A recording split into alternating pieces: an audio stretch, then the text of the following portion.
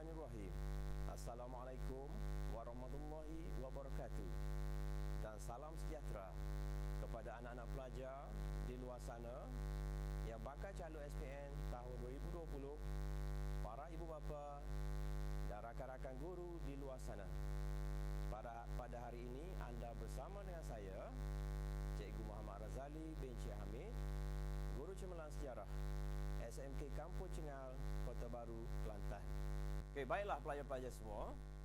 Pada hari ini, cikgu akan bawa pemikiran anda semua panduan menjawab soalan subto Sejarah SPM 1249 Palang 2. Tajuk pilihan kita pada hari ini ialah Sejarah Tingkatan 4, tema 8, iaitu di bab yang ke-8, dan subtajuk fokus utama saya pada hari ini ialah pengaruh Islam terhadap sistem pendidikan masyarakat di Tanah Melayu, yang dalam buku teksnya muka surat 200 hingga 203. Ini kandungan subtajuk pengaruh Islam terhadap pendidikan di Tanah Melayu. Okey, seterusnya di sini merupakan objektif. Yang pertama, pelajar perlu memahami cara menganalisis soalan subto. Yang kedua, mengetahui cara menjawab untuk memperoleh markah yang cemerlang dalam peperiksaan nanti, insya-Allah. Dan yang ketiga, diharapkan pelajar-pelajar di luar sana dapat mengetahui dengan kaedah yang mudah untuk menjawab soalan kebat di bahagian A, iaitu soalan subto. Ini merupakan paparan objektif yang cikgu harapkan pelajar-pelajar boleh kuasai selepas ini, insya-Allah. Okey, antara ciri-ciri jawapan yang cemerlang sama ada bahagian A atau bahagian B dalam kertas 2, atau dalam soalan subto ataupun esei. Cikgu harapkan semua bakal calon SPM pada tahun 2020 diharapkan menepati kehendak tugasan dan kata kunci dalam soalan. Ini amat penting. Ini amat penting untuk cikgu pertegaskan kepada pelajar-pelajar di luar sana.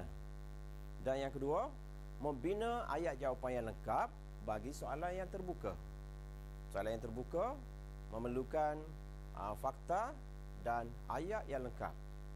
Dan seterusnya, menyatakan fakta yang tepat. Diharapkan pelajar dapat menyatakan fakta yang tepat sebagaimana yang dikehendaki dalam soalan dan berperenggan bagi soalan esei. Okey, jumlah perenggan dan panjang kepanjangan jawapan tersebut bergantung kepada peruntukan markah. Jadi cikgu harap pelajar-pelajar di luar sana dapat mematuhi etika-etika jawapan yang cemerlang.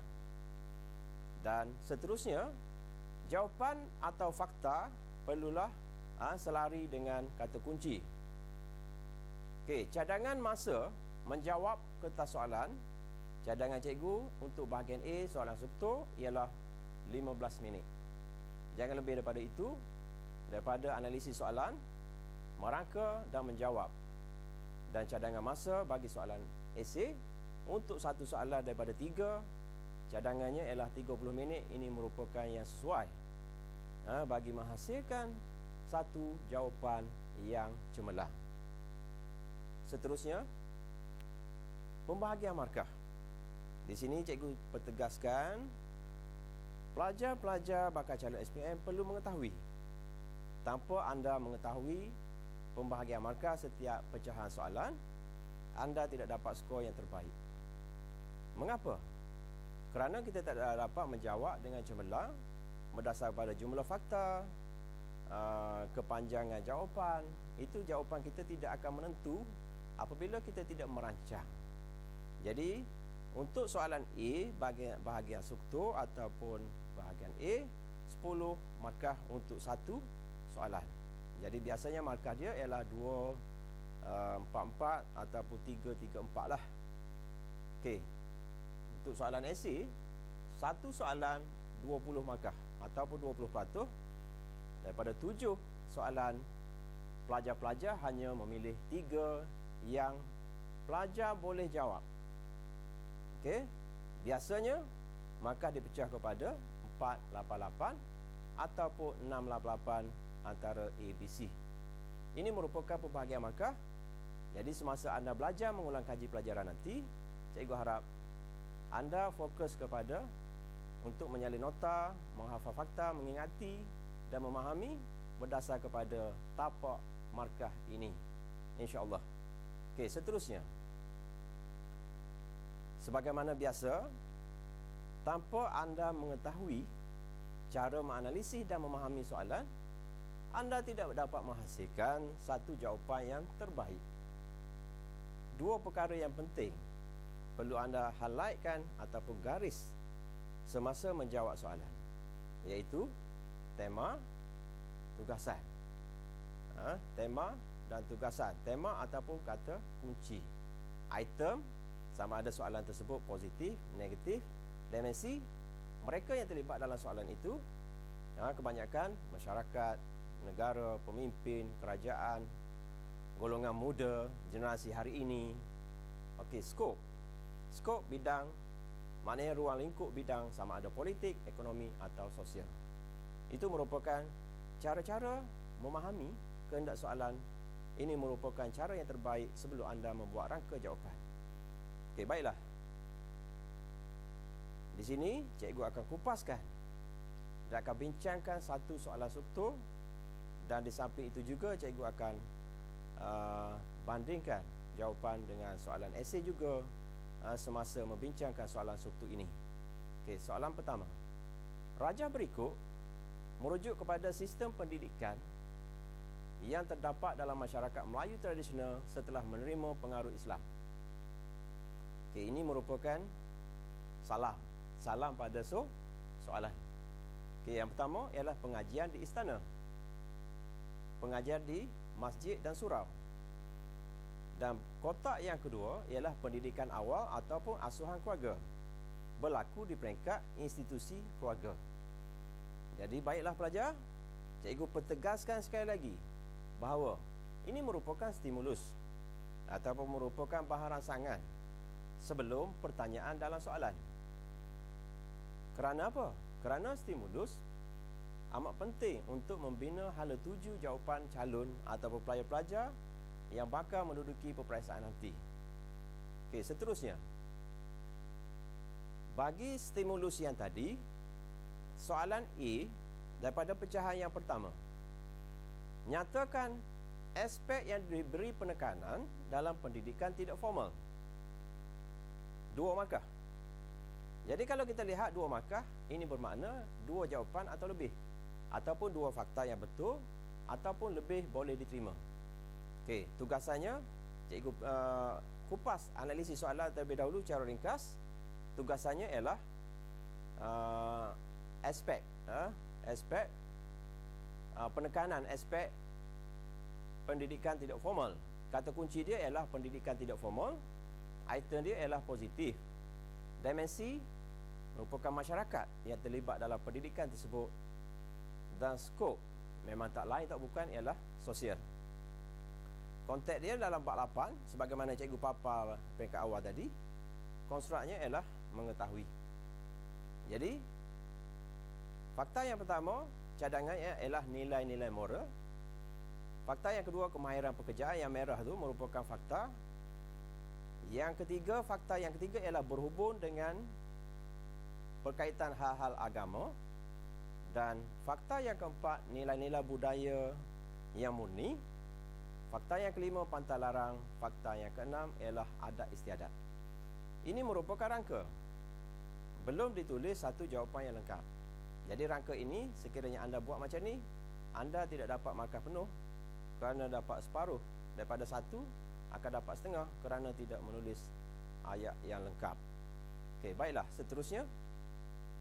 Ini merupakan jawapan yang terdapat dalam buku teks yang cikgu nak paparkan kepada pelajar-pelajar semua bahawa jawapan untuk soalan pengetahuan ataupun mengetahui main-main direct ataupun secara langsung dalam buku teks.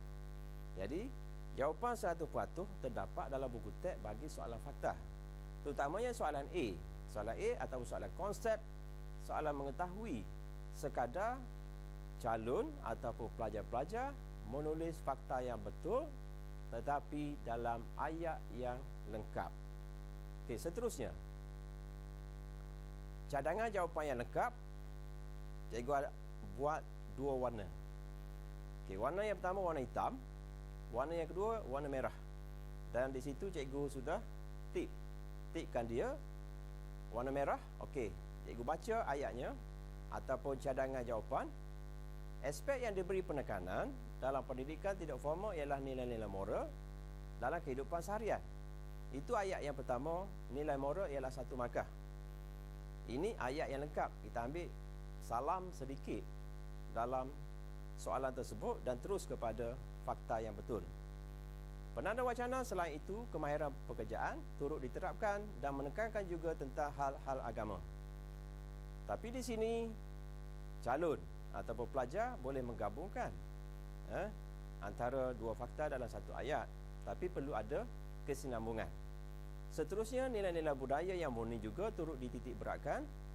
Dan akhir sekali, beberapa perkara pantang larang dan adat istiadat diberi keutamaan dalam penerapan pendidikan tidak formal dalam kalangan masyarakat di tanah Melayu.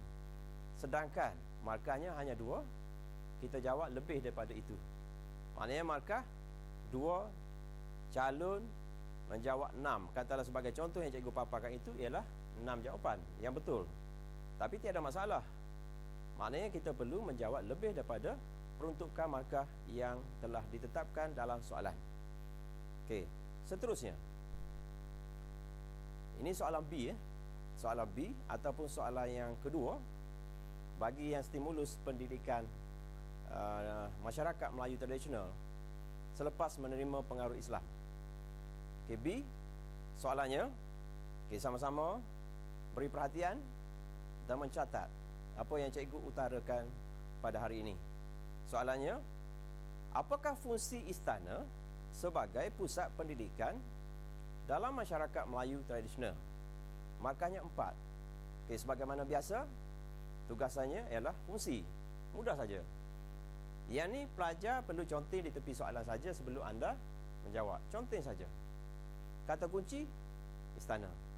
Item positif, dimensi masyarakat, skop sosial, konteks bab 8 tingkat 4 tadi, pengaruh Islam. Konstruknya ialah mengetahui. Okey. Jadi, fakta yang pertama ialah pengajian agama. Okey. Pelajar-pelajar boleh perhatikan dan buat catatan. Fakta yang kedua ialah tempat ulama berbincang. Fakta yang ketiga, tempat mengembangkan ilmu tasawuf. Dan contoh ialah Maulana Abu Bakar. Fakta yang keempat ialah tempat menyimpan buku-buku hikayat. Dan contohnya hikayat Amir Hamzah. Ini merupakan rangka. Rangka ini merupakan peringkat yang awal sebelum anda membuat satu jawapan yang lengkap. Okey, baiklah. Seterusnya, ini merupakan petikan yang terdapat dalam buku teks ini yang cikgu ambil sebagai contoh kepada pelajar di luar sana bahawa dalam buku teks inilah dijadikan jawapan. Fungsi istana dalam pendidikan.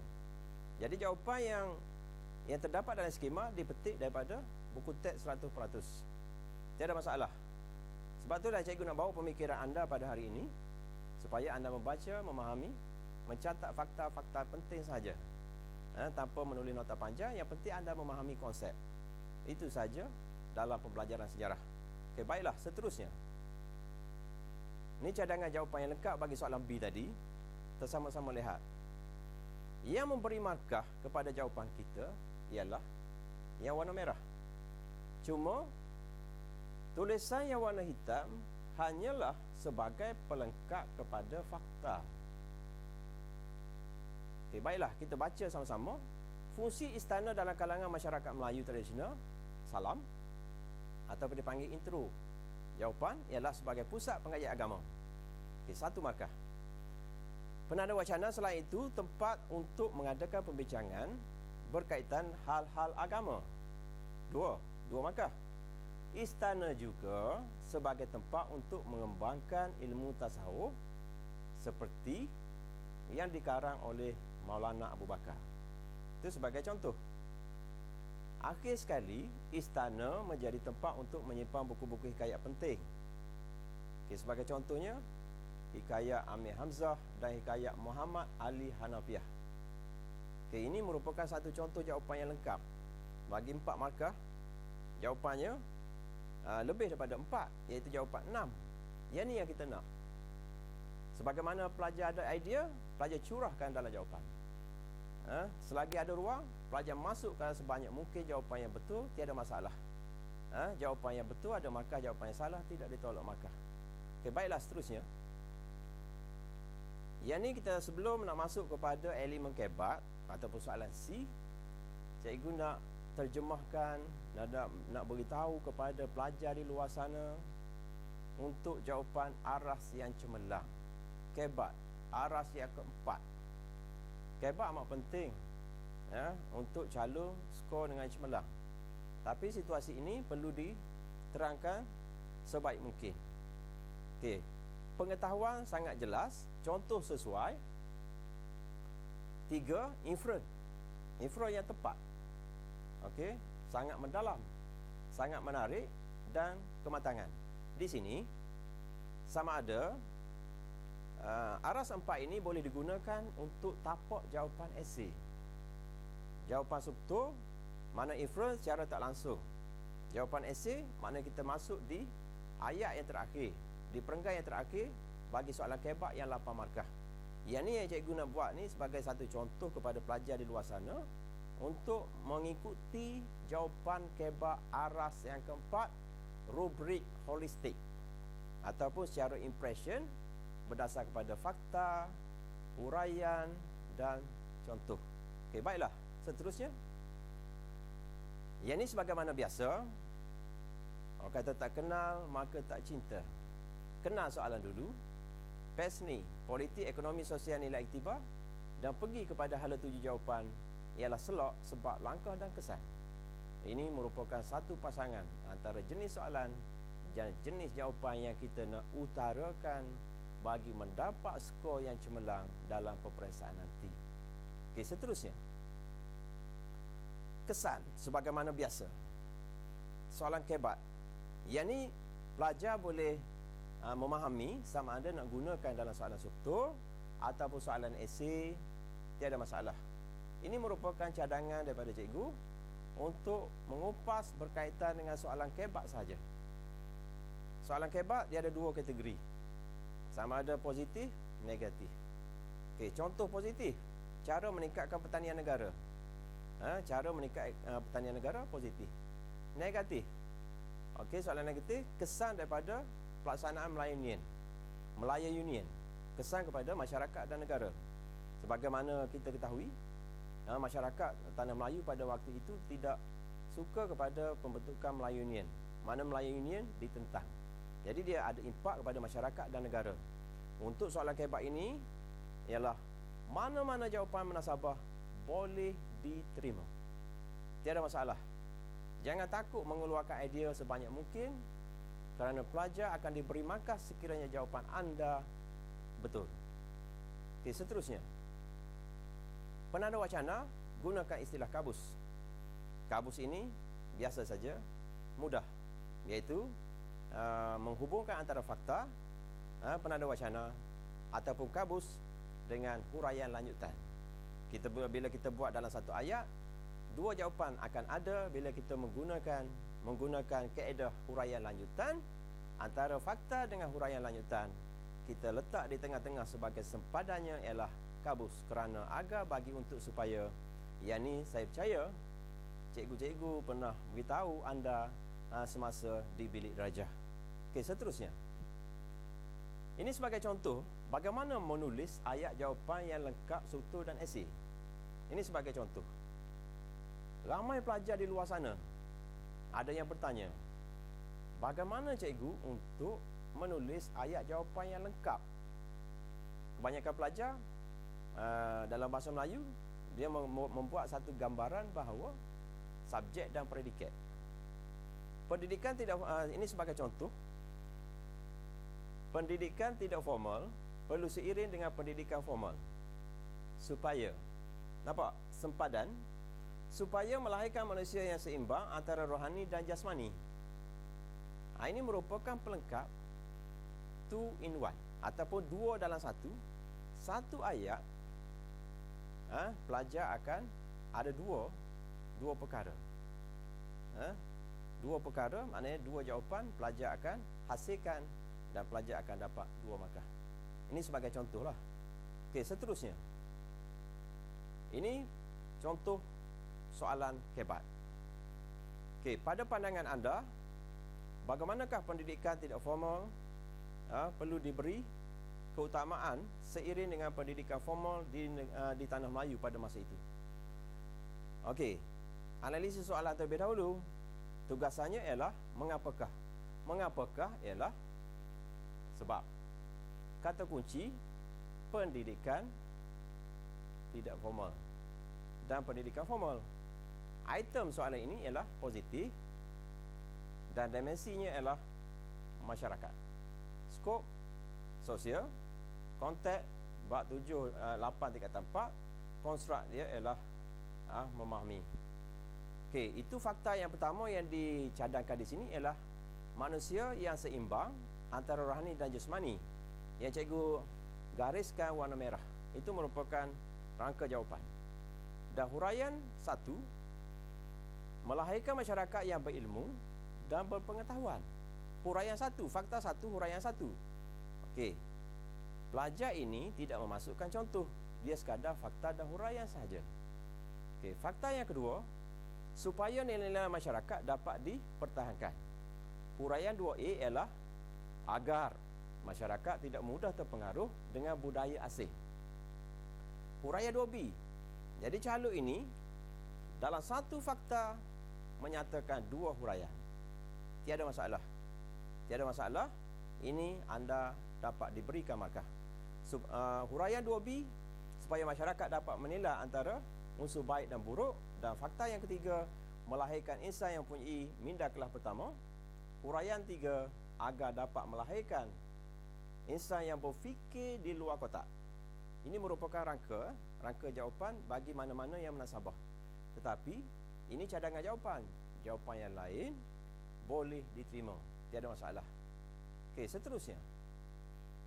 Ini merupakan contoh jawapan dengan ayat yang lengkap. Jadi saya harap pelajar perhatikan dan buat catatan. Dan ambil perhatian dan terjemahkan nanti di Dewan Peperiksaan semasa peperiksaan sejarah. Okey. Pada pendapat saya, pendidikan tidak formal perlu seiring dengan pendidikan formal, salam, supaya melahirkan masyarakat yang seimbang antara rohani dan jasmani. Itu satu ayat. Pelajar sudah dapat 1 markah.